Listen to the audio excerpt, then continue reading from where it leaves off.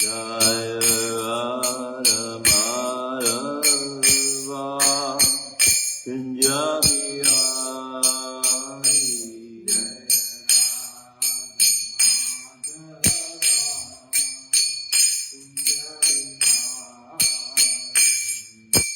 Gopi Jana Vallabha Girivaradhari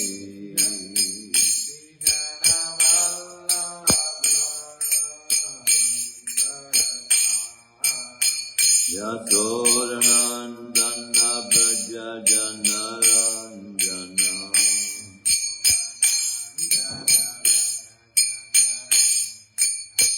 Yamuna Tira Vanachari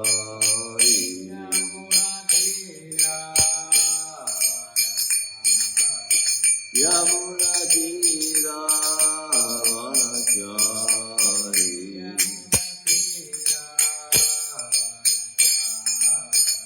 Jaya Radha Madhava Kunja Bihari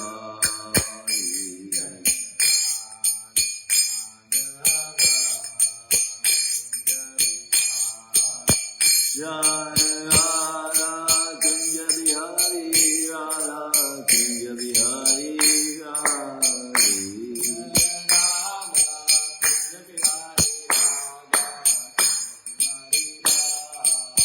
Jai Jagannath Jai Jagannath Jai Balaji Mai Subhadra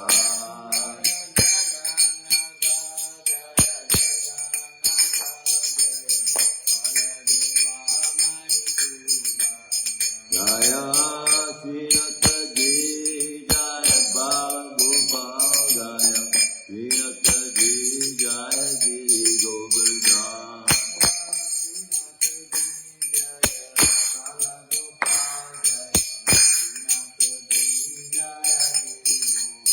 Jaya Gaurani Jaya Jaya Gaurani Jaya Jaya Gaurani Jaya Jaya Gaurani Jaya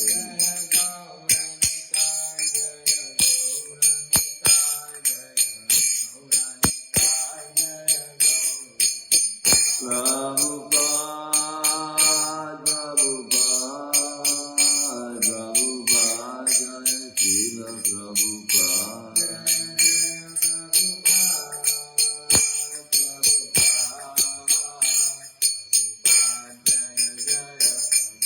Jaya Jaya Gurudev Gurudev Jaya Jaya Gurudev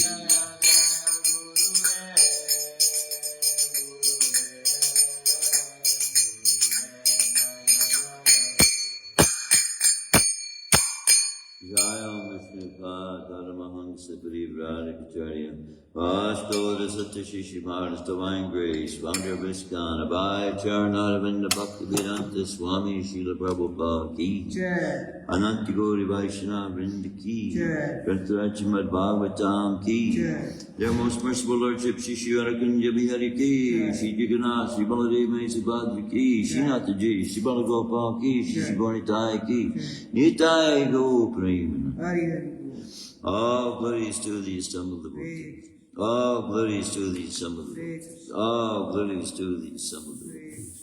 All glories to the Lord and Spirit of Shri Guru and Swaram God. Om Namo Bhagavate Vasudevaya. Om Namo Bhagavate Vasudevaya.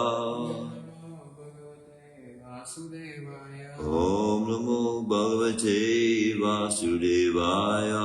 Om Namo Bhagavate Vasudevaya. Narayanam Namaskritya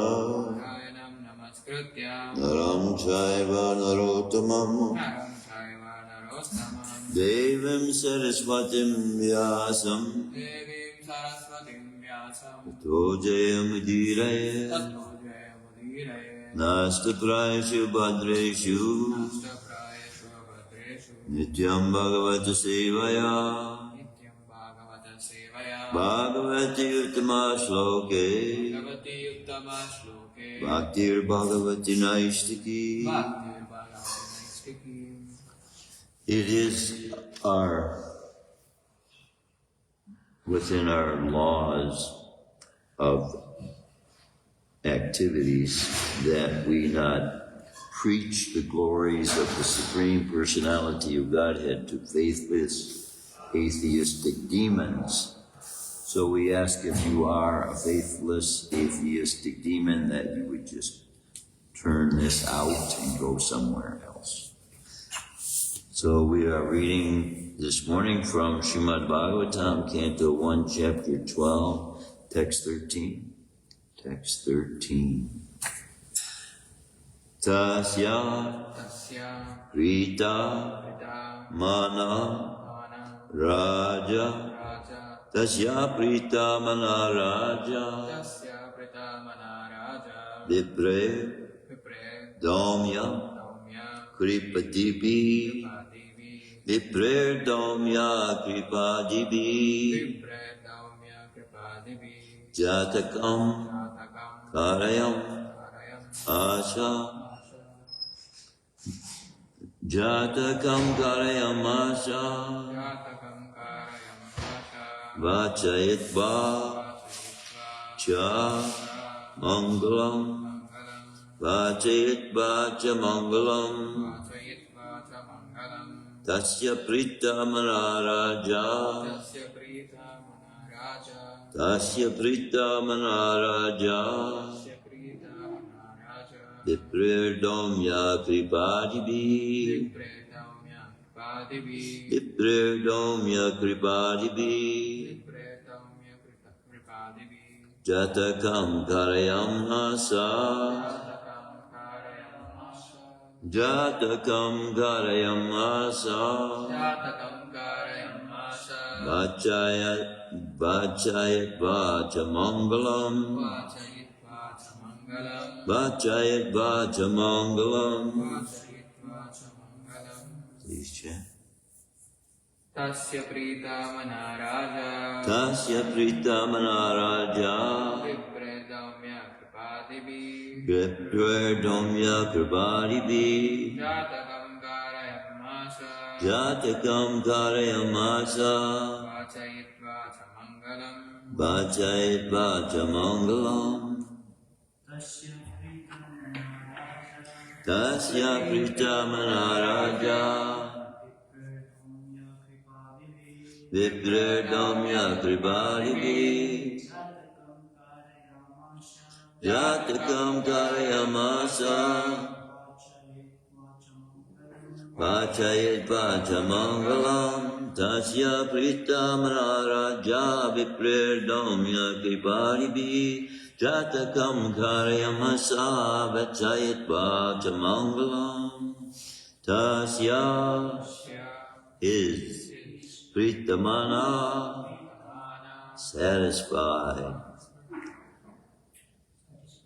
Raja, King Yudhishthira, Viprai, by the learned Brahmins. Domya, Kripa, Adibi, and others also. Jatakam, one of the purificatory processes performed just after the birth of a child.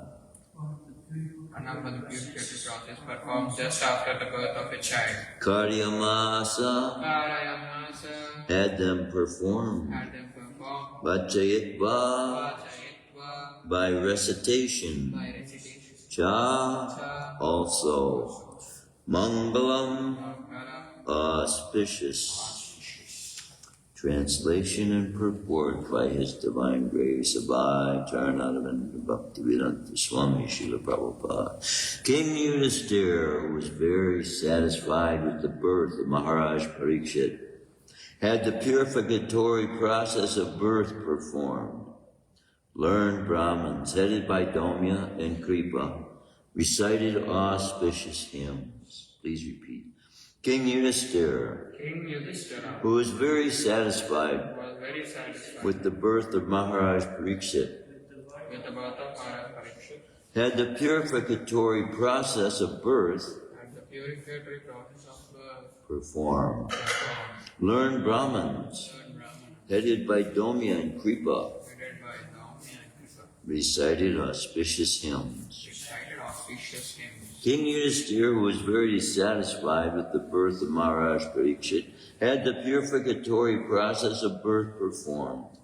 Learned Brahmins, headed by Domya and Kripa, recited auspicious hymns. Purport by His Divine Grace, Abhay Charanaravinda Bhaktivedanta Swami Srila Prabhupada. There is a need for a good and intelligent class of Brahmins who are expert in performing the purificatory processes prescribed in the system of Varnashram Dharma. Unless such purificatory processes are performed, there is no possibility of good population. And in the age of Kali, the population all over the world is of Sudra quality, or lower, for want of this purificatory process. It is not possible, however, to revive the Vedic process of purification in this age for want of proper facilities and good Brahmins. But there is the Pancharatric system also recommended for this age. The Pancharatric system acts on the Sudra class of men, supposedly the population of the Kali Yuga, and it is the prescribed purificatory process suitable to the age and time. Such a purificatory process is allowed only for spiritual upliftment and not for any other purpose. Spiritual upliftment is never conditioned by higher or lower parentage. After the Garbhodhan purificatory process, there are certain other samskaras, like Shamantonanaya, Sarabhakshanam, etc. During the period of pregnancy and when the child is born, the first purificatory process is Jatakarma. This was performed duly by Maharaj Yudhisthira with the help of good and learned Brahmins like Domya, the royal priest, and Kripacharya, who was not only a priest, but also a great general. Both these learned and perfect priests, assisted by other good Brahmins, were employed by Maharaj Yudhisthira to perform the ceremony. Therefore, all the samskars, purificatory processes, are not mere formalities or social functions only, but they are all for practical purposes and can be successfully performed by expert Brahmins, like Domya and Kripa. Such Brahmins are not only rare, but also not available in this age, and therefore for the purpose of spiritual upliftment in this fallen age, the Goswamis prefer the purificatory processes under Pancharatric formulas to the Vedic rites. Kripacharya is the son of the great Rishi Sardban, who was born in the family of Gautam. The birth is said to be accidental. By chance, the great Rishi Sardban met Janapati, a famous society girl of heaven. And the Rishi Sardban discharged semen in two parts. By one part, immediately a male child, and by the other part, a female child, were born as twins. The male child was later on known as Kripa, and the female child was known as Kripi. Maharaj Santanu, while engaged in chase in the jungle, picked up the children and brought them up to the Brahminical status by a proper purificatory process. Kripacharya later became a great general like Dronacharya, and his sister was married to Dronacharya. Kripacharya later on took part in the Battle of Kurukshetra and joined the party of Duryodhana. Kripacharya helped kill Abhimanyu, father of Maharaj Pariksit. But he was still held in esteem by the family of the Pandavas due to his being as great a Brahmin as Dronacharya. When the Pandavas were sent to the forest after being defeated in the gambling game with Duryodhana, Dhritarashtra entrusted the Pandavas to Kripacharya for guidance. After the end of the battle, Kripacharya again became a member of the royal assembly, and he was called during the birth of Maharaj Pariksit for recitation of auspicious Vedic hymns to make the ceremony successful. Maharaj Yudhisthira, while quitting the palace for his great departure, Jai Shrimadbhagavatam, Jai Jagannath, Jai Baladev, Maheshwara, Jai Shri. His great departure to the Himalayas entrusted Kripacharya with Maharaj Pariksit as his disciple, and he left home satisfied because of Kripacharya's taking charge of Maharaj Pariksit. The great administrators, kings and emperors were always under the guidance of learned Brahmins like Kripacharya, and thus were able to act properly in the discharge of political responsibilities. Om Jnana-timirandasya Gananjana Shalakaya Chakshusmilitam Yena Tasmai Shri Gurave Namaha. These processes of purification, Garbhadan samskars, I believe there's like 12 or 13 of them, maybe more. But the society takes part in the bringing up of the children. And so each stage that the child meets as a step of progress is looked at both physically and spiritually as well, and most importantly, spiritually here, as it is being brought out that in order for there to be spiritual advancement, there has to be qualified Brahmins. So Srila Prabhupada brings out in the purport that there are no qualified Brahmins in this entire age of Kali. But our only qualification is that we have surrendered to the spiritual master and we are taking Krishna's name as our authority and following in the precepts of the previous acharyas to have the privilege of being able to serve to the extent that we find ourselves capable. Now, this Varnashram Dharma, my guru was advising us in his last visit way back in 2005, I think, or so, 6 maybe. Srila Prabhupada very much wanted, now he had given the ashram, he had established the ashram, the Brahminical ashram for devotees to take part in now to learn how to serve the deities and to worship properly and to carry on the Sankirtan movement. But in order for us to become completely independent from the ways things are being done by atheistic people, then we have to become ourselves independent, and we have to become the providers of that which we need, as human beings are all dependent upon food, clothing, and a covering over their heads, basically. So this aspect of our ashram we haven't yet completed. And so as many of us who have the talents to be able to make clothing, to be able to plant crops, to be able to perform these activities, build the houses,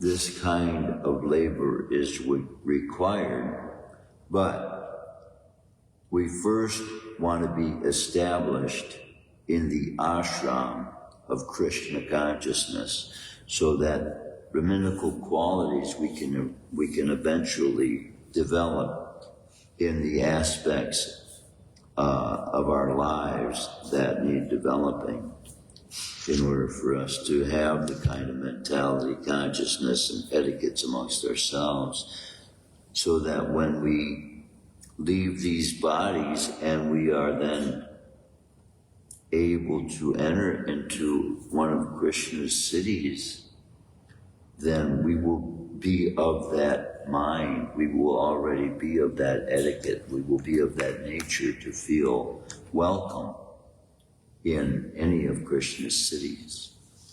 So by keeping the regulative principles and by having in our minds the mentality of being Krishna's servant, by every day taking part in activities that are of a spiritual nature to promote the teachings of the Supreme Person, then this keeps us free from sinful activity, because we have not restricted ourselves from being able to engage in activities in the world, but we have refined those activities so that they can be applied with spiritual benefit.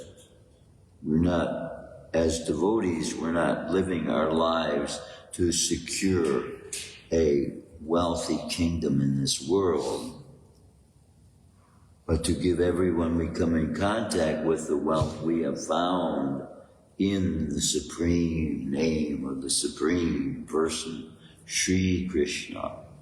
And then what to speak of Sri Chaitanya Mahaprabhu, whose life and pastimes are even more secretive and profound than those found in Krishna himself.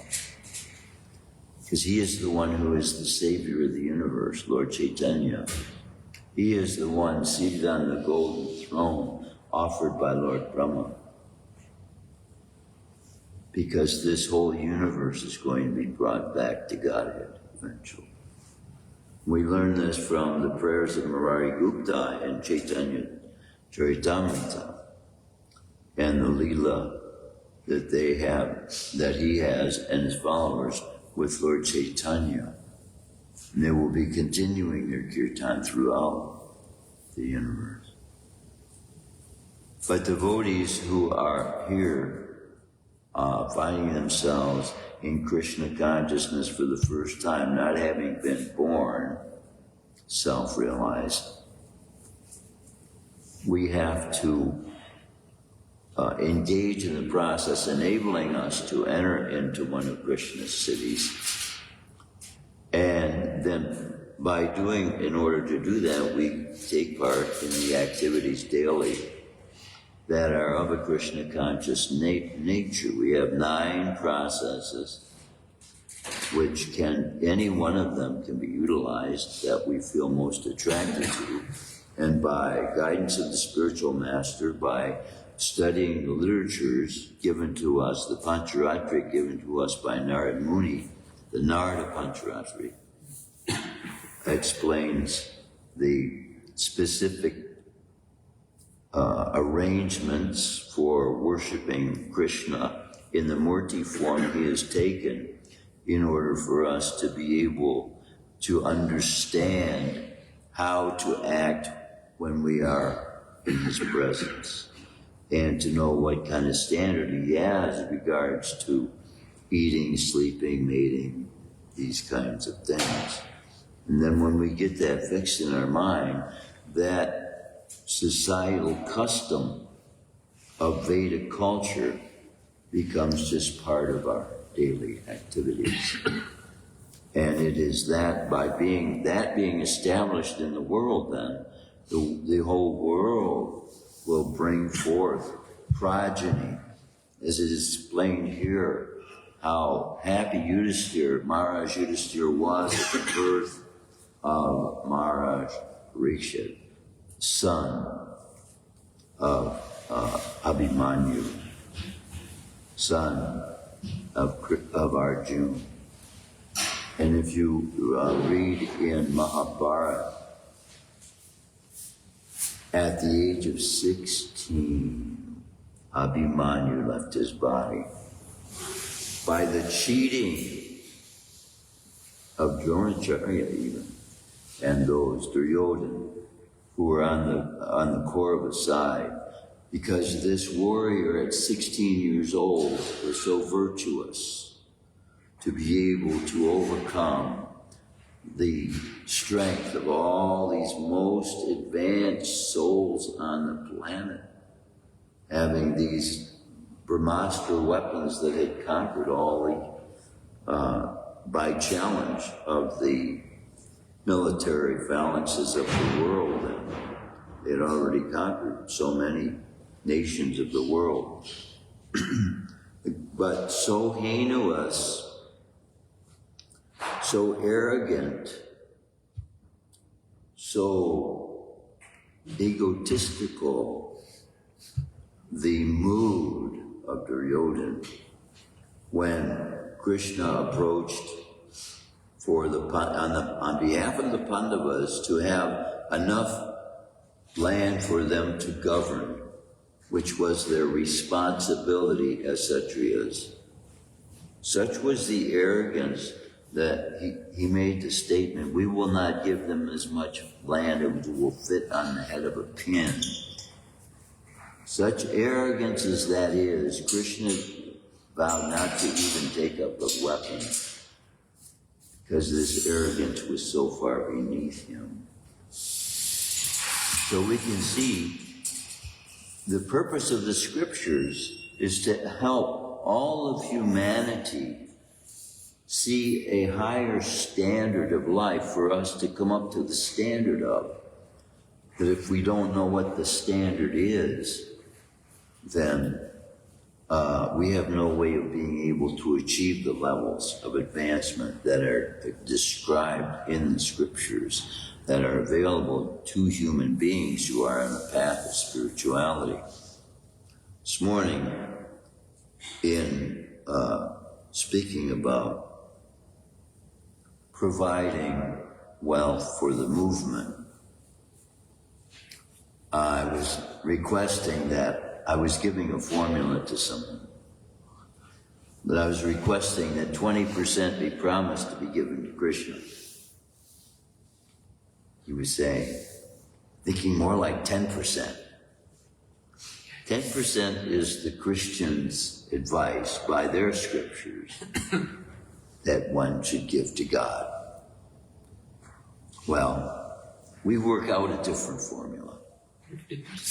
And so, if you approach Krishna about why Christians are only advised to give 10%, and we're giving everything we have, but by the description given in Chaitanya Charitamrita, by the descriptions given, we are realizing that they're only given a portion of the truth. So, in proportion to what part of your life you are willing to give to Krishna, Krishna will proportionately give, because that is as much as you want. That's as much as you're showing him that you want. But when devotees are rising before the sun every morning with anticipation, looking forward to chanting and communing with Krishna, dedicating their lives to singing every song they sing as an offering to the Supreme Person, when every bit of food that they take into their mouths is that which is spiritualized, everything they read is substance for the soul to be nourished by, minds having been cleansed and purified, to become powerful human beings. A devotee who goes out into the world then with purified senses, basically speaking, there's no force that can stop him in his pursuits of satisfying the Supreme Personality of Godhead. If it is in your heart to do that, and this is what, in effect as well, can very much determine the way we see Krishna's kindness towards us, the things we ask him for. If we're asking Krishna for things to make our lives comfortable all the time, we're not going to get the same result as if we're asking Krishna for the means and the facility to be able to give this tremendous treasure of knowledge of him that we have gained now in human life. Our greatest treasure we can know is the knowledge that we are sharing these bodies with the Supreme Person whose consciousness is willing to be shared with us. This is the whole purpose of the movement, to bring humanity at large to a state of consciousness where we are all thinking with the goodness of our hearts and the kindness of our hearts like God has for all of humanity and all of life, because we are all the offspring, so to speak. I was speaking the other day about how higher forms of human beings have the ability to produce any kind of life from their self-same body. This being a different kind of body than the body we have. But if such forms of life are not known about, such ways of thinking as well will not be known. So then we have no means without the scriptures of being able to understand from a transcendental perspective, removed from our own way of seeing things, our own limited way of being able to understand these truths that are being given to us. If we pray in the direction towards the fulfillment of the purpose our lives are given to us to fulfill, then we will find total satisfaction in that application of the precepts which are given for us to become purified by, so that we can give this in its purest form to all those that we come in contact with. So, all these Vedic principles, we sleep on our back or our sides, we don't sleep on our stomach. We eat certain foods and we restrict ourselves from certain other foods because of the benefit we will derive in our physical bodies from not being agitated. Certain spices we don't take, certain things, certain milk products, cold milk products we don't take after sunset. All these things are applicable principles to the concept of brahmacharya. Brahmacharya means restraining and controlling the senses so that we have ability to restrain our senses from engaging in activities that are not for its own good. And so by not depriving ourselves from activities, but rather engaging in those activities which produce full satisfaction of happiness, jumping up and down in happiness and appreciation for what this glorious gift of God to humanity at large is. His association and the power of his name to keep us and protect us from all the effects of the influences our lives would otherwise have, while we're singing and dancing the glorious names of God and enjoying blissfully a life filled with singing and dancing and enjoying a feast. Every day we have a feast set before us of so many varieties of foodstuffs. Can't even be dreamed of by normal human beings who have to pack themselves a tiny little lunch because they have a half hour at work. That work demands them to be at in order for them to exist in order for them to have food on their table, a house to live in, and clothes on their back. They have to work 10 hours a day, sometimes more, 10, 12 hours a day, minimum 6 to 8 hours a day. Working to what end? For what purpose? This Hare Krishna movement was originally established for souls that are hungry after knowledge of God, love of God, wanting to know everything there is to know that possible. These human forms give us the restrained ability to contain the knowledge of God with. But we want to fill ourselves with that knowledge as much as possible. And this movement is made exactly for that. By surrendering, one then gains a knowledge of a responsibility they gain by becoming a part of the movement. Then they have responsibilities which senior devotees will give them the ability to know how to perform these functions. And at very advanced stages of love of God, then there is direct connection and communication, even touching this body of Krishna in service to the Supreme Personality of Godhead. And so it is, as I said in the beginning, this movement is restricted to those souls, those living entities who want to develop pure love for God. If you have other plans for your life that you think could be more satisfying and more fulfilling, then you have to go elsewhere to find them.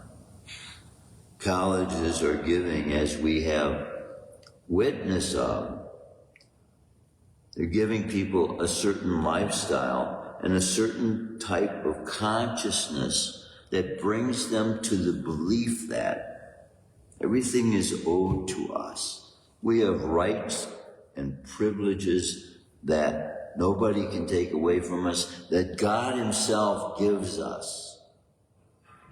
And included in that, they believe that the ability to lie, that's a right.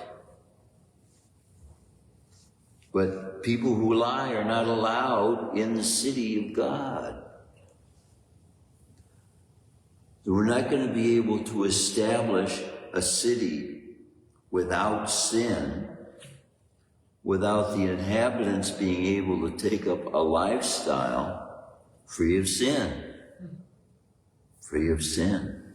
And if everyone is considering that impossible, then the inhabitants won't be able to live the kind of lifestyle that human beings were meant to be able to experience.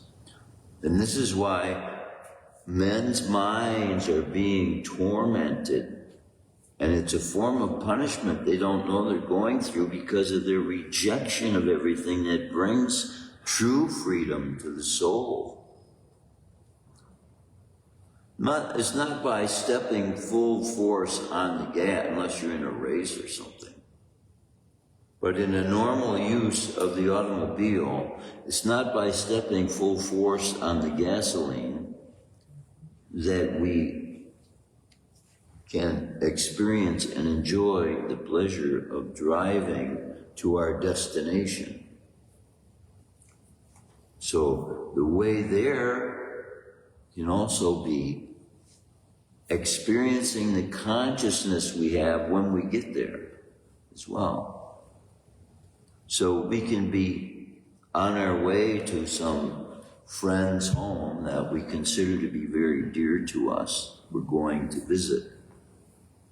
If we put that most dear friend in our minds as the Supreme Person, who God is, then this whole life is part of a journey on a way to a destination that is gained by developing the consciousness that enables the living entity who develops that consciousness to enter into that realm that consciousness brings us to.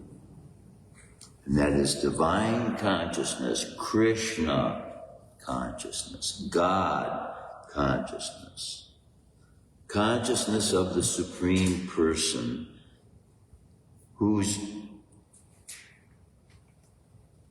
gifts are unlimited and whose desires are for us to know what these pure gifts of His are. We make up for ourselves ideas that we think will be satisfying with our involvement with the material energy of this physical world. And so, when we become spiritualists on a path of believing in God, then we make requests to God in the direction we think is that which will satisfy what we believe will provide for us pleasures. But God has, in His innermost thoughts of well-being for all of life that has come from His own body, which we have come from, the body of God, a process for us to engage in that will enable us to experience that which we're longing for. Because the soul has need to be fed as well. But it can only be fed by that which is of its own nature. Just like our physical bodies require food that is enabling it to continue within the environment of what it is made of. The spiritual soul, the association it gets from other spiritual beings who have like-mindedly immersed themselves in the spiritual truth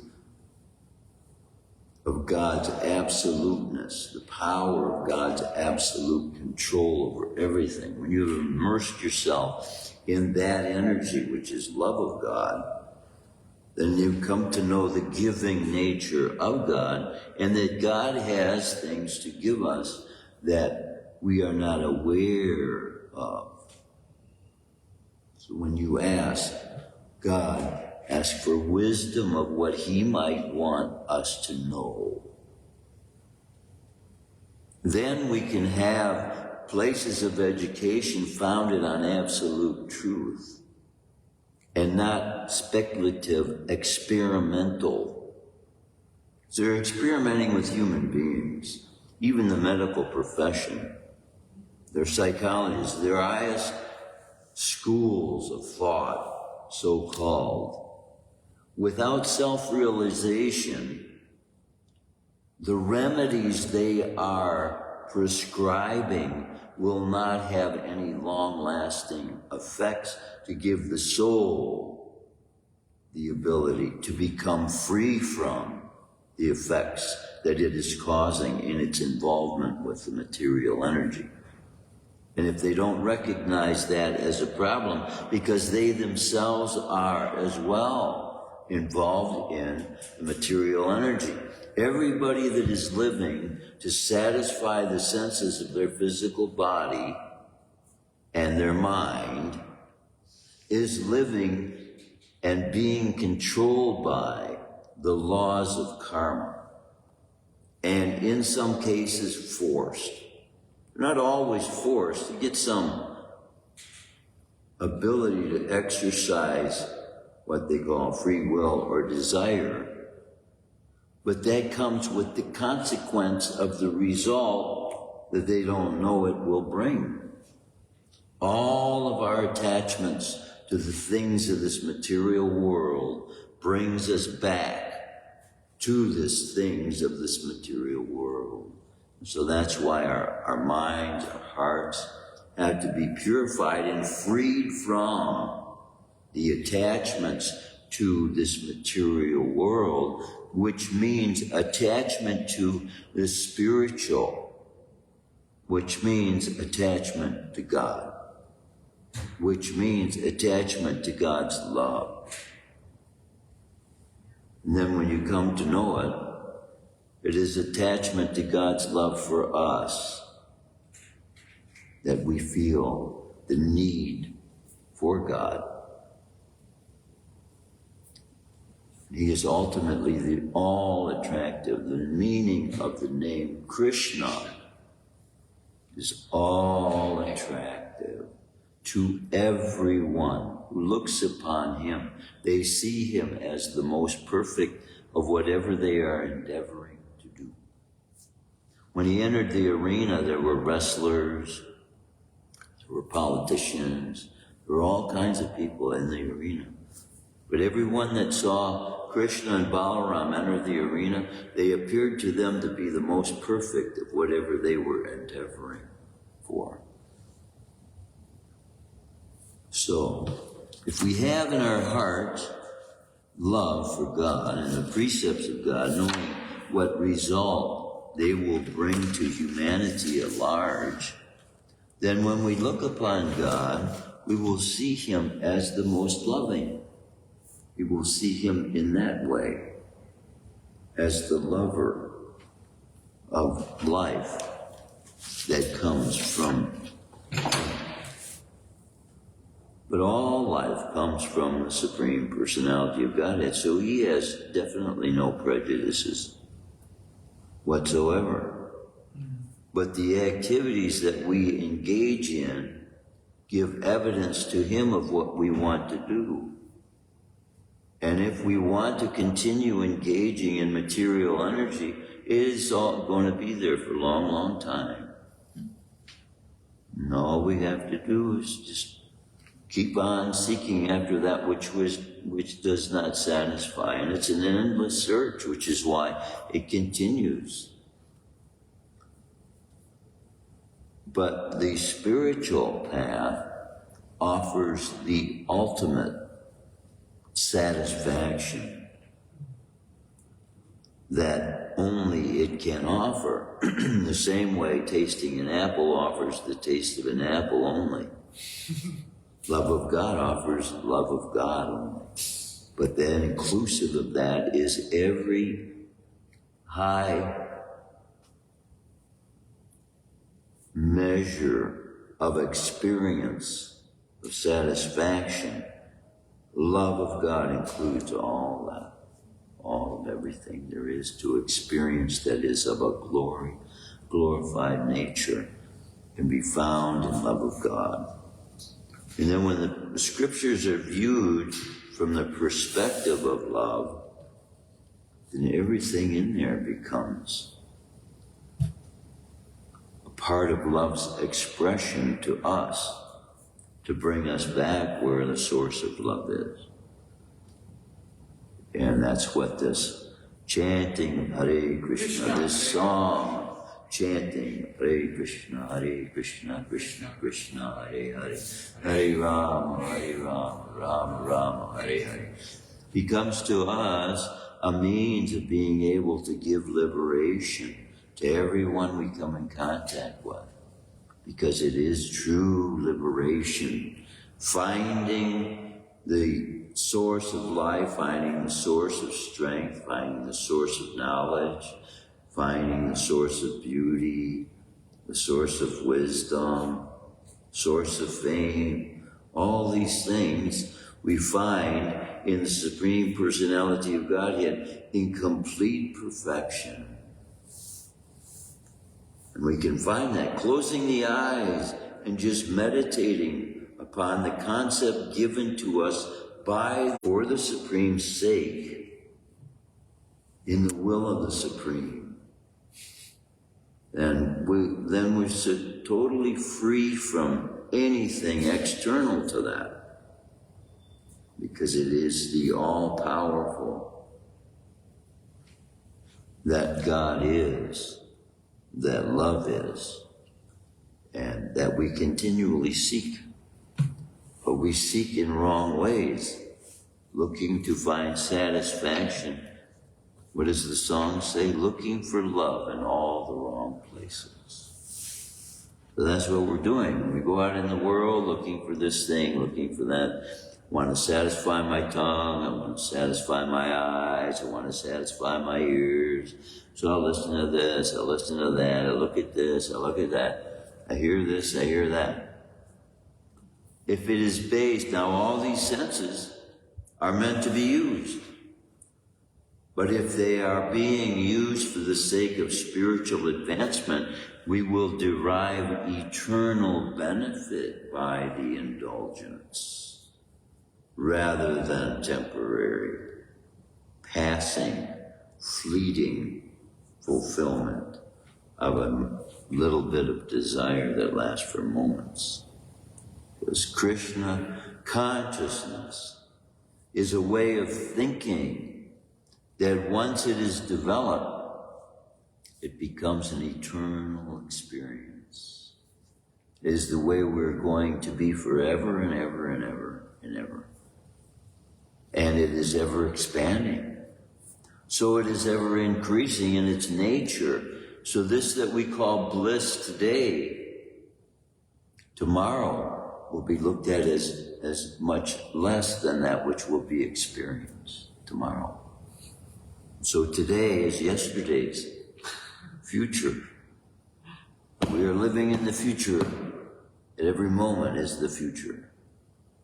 And so every moment should be ever increasing, glorious experience of love of God in our hearts is just so overflowing. You have to tell somebody. You have to give it. Because the only way it will continue to flow, it has to have a way of getting out. We have to give it. And the more you give, the more you get. That's love of God. It can come in so many different forms. But the form that God Himself is inspiring for us to be able to reveal to Him our inner feelings for Him is this beautiful, glorious song that He has given for human beings to sing and make your life a song to God. Make your whole life a song to God by singing the song that His name, that His energy, that His wisdom, and the very being that He is intimately will reveal Himself to us by the singing of His names. Hare Krishna, Krishna Krishna, Hare Hare, Hare Rama, Rama Rama, Hare Hare. Every problem we may think we have can find the solution to with the communion with the Supreme, with the communion with the One who is in control of everything. He's in control. He is all powerful. So all we have to do is surrender. Once that surrender takes place and He is given control of our own lives, our lives become perfected. So by that willingness we have to surrender, then it is a revelation that we give to God of how much we love and appreciate all that extent God has gone to, preserving the history of everything He's done to give us knowledge of how much all these activities are done for the purpose of, He says, to liberate mankind, to preserve those who want to find Him again. And those that are restricting them from being able to do that, He comes to stop their efforts. So as we as a people become strong and more populate the earth, there will be less and less influence towards the destruction of the earth, towards the destruction of other human beings, towards the destruction of other forms of life. And the desire of well-being of all forms of life will reside in all human beings' hearts. And that will make this a heavenly dwelling. So by practical application of the Varnashram system, everybody finding a simple place doesn't mean we have to live without the luxuries of life, as comfortable as we make our homes to be in our dwellings, that we feel we have accumulated the pious activities to be able to appreciate. But by using them in Krishna's service, so maybe you have a beautiful home, invite members of the human society to your home to give them love of God. And what you can do to give them love of God is read and share that reading with one another, a chapter a day. Read together a chapter a day from these transcendental literatures, not from the mundane, but from transcendence, and then you will know what transcendence is. If you want to taste transcendence, you have to allow the soul to find its contact with its source. And in reading activities about the Supreme Person enables us to do that, just that. In every paragraph, we're reading about the activities of Krishna. It is giving us an idea of what Krishna's like and how his personality is such that we can only want to be able to acquire some likeness of it. And we have the ability to some extent. None of us are as complete in all of those qualities we aim for as Krishna is. That's why, if anyone can find a greater person than the personality to be found in Krishna, then let us know, please. Because we find a completeness in him incomparable to that being offered by any other processes. Unless you feel as though you have a process scientifically based, by engaging in it produces a certain result. That's what this chanting of Hare Krishna is. You can be atheistic and take up this process and gain ability and knowledge of connecting within yourself. You don't have to call it God, but there is a supreme consciousness that shares the body of every form of life that is manifesting. That is God. But if you only meditate to attain to that supreme consciousness that there is, you will find in Krishna the completeness of all qualities a human being can develop. So that's why we read about Krishna, we think about Krishna, we talk about Krishna, and we sing Krishna's names. Because he's the perfection of everything we desire in life. And the more we do it, the more our experience of the pleasure he derives from hearing us. Krishna derives pleasure from hearing his devotees sing his name. So then we should just do that as much as we can. And our experience in life will be most sublime. Jai. Any comments, any questions, any realizations? Thanks for the class, amazing realization. Jai. Yeah, importance of preaching and spreading the love of Krishna to others. It's nice to see new people coming, because then we know somebody's preaching, even though we're not. We're sitting here in the temple every day trying to engage in activities, and Krishna is attracting people, so we get the privilege of having contact with people that come from all over the world here. You'll know by living in any temple of Krishna. Krishna attracts people from all parts of the world. You never know you would have the ability to come in contact with so many people because we have contact with Krishna. And he will bring people into your life for you specifically to give them the love they need to find God, to find the completeness. Love of God offers our mind and our consciousness with satisfaction that won't be found any other way. So, all glory to the Supreme Personality of Godhead. Shrimadbhagavatam, Ki Jai, Srila Prabhupada, Ki Jai.